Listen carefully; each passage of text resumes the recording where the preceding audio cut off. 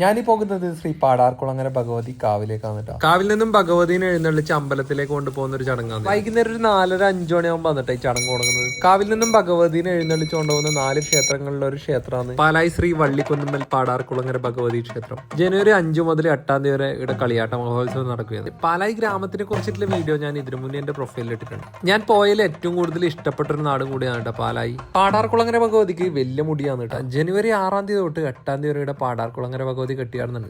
തിരുമുടിയിൽ ചെക്കിപ്പൂവാണ് ഉണ്ടാവല്. അതുകൊണ്ട് തന്നെ കാണാൻ നല്ല ഭംഗിയായിരിക്കും. കളിയാട്ടത്തിന്റെ അവസാന ദിവസം കാട്ടിപ്പോതി എന്ന് പറഞ്ഞ തെയ്യമുണ്ട് കേട്ടോ. ഭഗവതിനെ എഴുന്നള്ളിച്ച് അമ്പലത്തിലേക്ക് കൊണ്ടുവന്നത് കാണേണ്ട ഒരു കാഴ്ച തന്നെയാണ് കേട്ടോ. ഇവിടെ ഒരു മുതലപ്പാറ എന്ന് പറഞ്ഞ സ്ഥലമുണ്ട്. അതിന് പിന്നിലൊരു കഥയുണ്ട്. പണ്ടെല്ലാം കല്യാണത്തിന് വേണ്ടിയിട്ട് ഈ കാവിൽ നിന്ന് സ്വർണം വായ്പ കൊടുക്കലുണ്ട്. അങ്ങനെ ഒരു സ്ത്രീ ഇവിടുന്ന് സ്വർണം വാങ്ങി തിരിച്ചു കൊടുക്കുമ്പോൾ സ്വർണത്തിൽ കുറച്ച് കുറവ് വന്നു. ഈ കാര്യം ഭഗവതിക്ക് മനസ്സിലായി. ഭഗവതിന്റെ വാഹനമായ മുതലക്കും ഈ കാര്യം മനസ്സിലായി. മുതല സ്ത്രീയുടെ പിറകെ പോയി. ആ സ്ത്രീയെ ഉപദ്രവിക്കുന്ന സമയത്ത് പാടാർകുളങ്ങര ഭഗവതി മുതലയെ ഒരു കല്ലാക്കി മാറ്റി. ശരിക്കും ഒരു മുതലന്റെ ആകൃതി തന്നെയാണ് കേട്ടോ. അതിൽ ഭഗവതിന്റെ കാൽപാദവും കാണാൻ വേണ്ടി പറ്റും. ഈ കല്ല് വളരുന്നുണ്ട് എന്നാണ് പറയപ്പെടുന്നത്. സമയം ഒരു 7 മണിയെല്ലാം കഴിഞ്ഞ സമയത്തേക്ക് തെയ്യം നടക്കുന്ന അമ്പലത്തിലേക്ക് തെയ്യം കാണാൻ ആഗ്രഹമുള്ളവർ ഈ ലൊക്കേഷൻ മറക്കണ്ട കേട്ടോ. കാസർഗോഡ് ജില്ലയിലെ പാലായി എന്ന് പറഞ്ഞ സ്ഥലത്താണ്. അച്ഛനെയും കൂട്ടിയിട്ടാണ് കേട്ടോ ഞാൻ ഇവിടെ തെയ്യം കാണാൻ വേണ്ടി വന്ന്. ഇതേപോലത്തെ വീഡിയോസിനായി അഖിലേഷ് അശോക് അക്കൗണ്ട് ഫോളോ ചെയ്യാൻ മറക്കല്ലിട്ടോ.